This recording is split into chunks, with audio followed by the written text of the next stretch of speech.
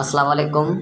अॼु जेको असां वीडियो ठाहियूं पिया इन जो जेको मक़सदु आहे, अॼु जेको ताज़ो हिकिड़ो इशू थियो आहे, पुलिस कुझु माण्हू पंहिंजे हिरासत में वरिता आहिनि ऐं हुननि माण्हुनि पारां इहो बयानु ॾिनो वियो आहे त मतिलबु हिकिड़े ॼणे चयो त असां मलिक चंगेज़ ख़ान जे चवण ते चोरी कई आहे ऐं ॿिए ॼणे चयो आहे त असां मलिक चंगेज़ ख़ान जे चवण ते हिन चोर खां सामान ख़रीद कयो आहे।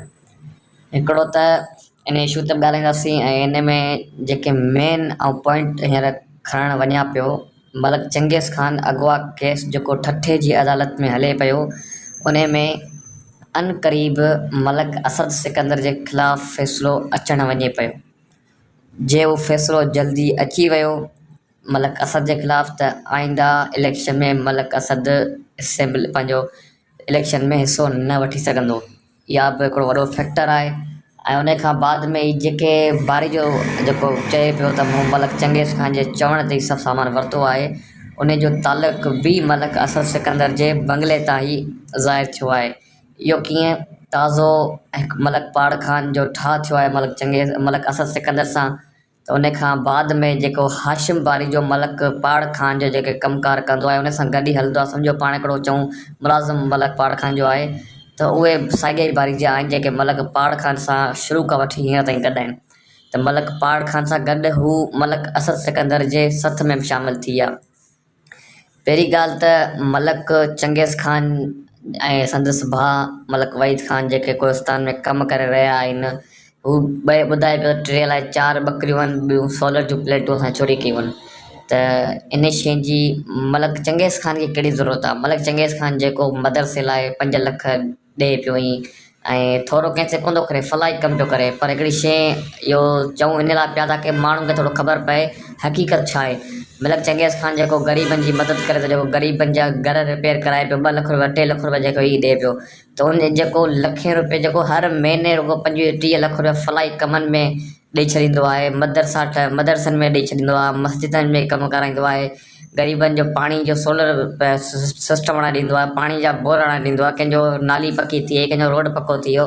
त मलिक चंगेज़ ख़ान ऐं संदसि भाउ फलाही कमनि में मसरूफ़ आहिनि, त उन्हनि खे कहिड़ी ज़रूरत पई त हू 2-3 लख जे सामान या 4 लख ॿधूं पाण सामान हुनखे चवंदा खण ऐं हुनखे चवंदा वठि।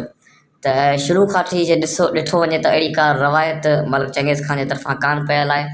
मलिक असद सिकंदर साहिबु अहिड़ा कमु कंदो आहे, पंहिंजे ज़ाती माण्हुनि जा चोरी कराईंदो आहे उनजे घरां, उनजी दुकाननि तां वारदातूं कराए वरी उन्हनि वराए ईंदो आहे ताकी हू वरी माण्हू अञा उन्हनि जा पका थियनि।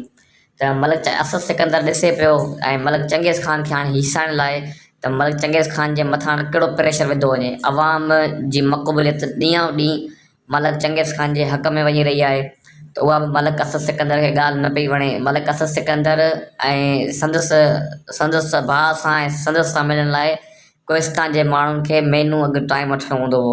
उहो हींअर एॾो त मलिक असद सिकंदर माना चंगेज़ ख़ान जी मक़बूलियत ॾिसी आवाम जे विच में अची, संदसि पुटु बुला ख़ान जूं नालियूं बि साफ़ु पियो कराए, बुला ख़ान जा रस्ता बि साफ़ु पियो कराए। त एतिरे क़दुरु कोहिस्तान में तब्दीली अची चुकी आहे। हाणे मलिक असद सिकंदर इहा सोच रखी आहे त मलिक चंगेज़ ख़ान खे कीअं न कीअं करे प्रेशर विधो वञे। त प्रेशर जो ॿियो को तरीक़ो न आहे, पंहिंजा माण्हू लाहे मैदान में उन्हनि खां सामान वठराए वरी ॿिए खां वठराए। त पुलिस बि पंहिंजी, छो त जेका प्रेस कॉन्फ्रेंस जेका पुलिस वारनि कई आहे, उते साम्हूं मलिक असद सिकंदर जो मीडिया कोऑर्डिनेटर कोटरी जो वेठो आहे उनमें। त उन शइ मां इहा साफ़ु ज़ाहिर थी आहे त सॼो प्री प्लानिंग इहो कमु थियल आहे। छो त अगरि मीडिया प्रेस कॉन्फ्रेंस SP साहब या DIG साहब जेको बि घुराए थो, त हू सिर्फ़ु हुते सहाफ़ी हज़रात हुते वेठा हूंदा आहिनि, को बि कंहिं बि सियासी बंगले जो नौकर हुते कोन वेठल हूंदो आहे। अॼु जेका पुलिस प्रेस कॉन्फ्रेंस कई आहे, हिन वाक़िए खां पोइ जेका प्रेस कॉन्फ्रेंस घुराई आहे, हुते SHO खे घुरायो आहे, SI खे घुरायो आहे बुला ख़ान जे, त उन प्रेस कॉन्फ्रेंस में साम्हूं मलिक असद सिकंदर जो मुलाज़िम, मलिक असद सिकंदर जो मीडिया तर्जुमान उते वेठल नज़र आयो आहे फ़ोटुनि में।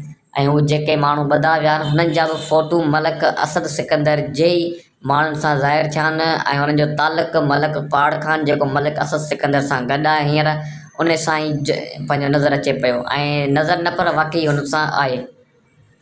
त कोहिस्तान जे माण्हुनि खे इहा हक़ीक़त खां आगाह हुजणु खपे त इहा रवायत मलिक असद सिकंदर जी शुरू खां वठी हली रही आहे। त माण्हुनि खे कंहिं न कंहिं तरीक़े सां हिसाइणो आहे।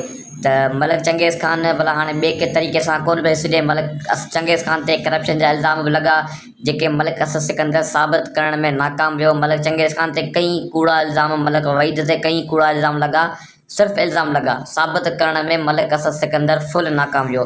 छो त हींअर गुज़िरियल 2 सालनि खां इक़्तिदार, 3 सालनि पोणनि 4 सालनि खां इक़्तिदार मलिक असद सिकंदर जे हथनि में आहे। का बि अञा ताईं मलिक चंगेज़ ख़ान ते, मलिक वहीद ख़ान ते का बि रुपए जी बि का शइ साबित कोन करे सघियो आहे। त हाणे उहो चाहे पियो त मलिक चंगेज़ ख़ान खे प्रेशर ॾिनो वञे ताकी ठठे जो जेको फ़ैसिलो आहे, ठठे जी अदालत में जेको केस हले पियो, मलिक चंगेज़ ख़ान अॻवा केस, उन ई तां मलिक चंगेज़ ख़ान खां हथु खणाए वञे ताकी मलिक असद सिकंदर नाइल न थिए, अवाम जे साम्हूं पंहिंजो इज़त उन जी मजरू न थिए, हू बीहंदो बचे, इलेक्शन वरी विढ़े। त कोस्तान जे अवाम खे हक़ीक़त खां आगाह करणु असांजो फ़र्ज़ु हो। महिरबानी।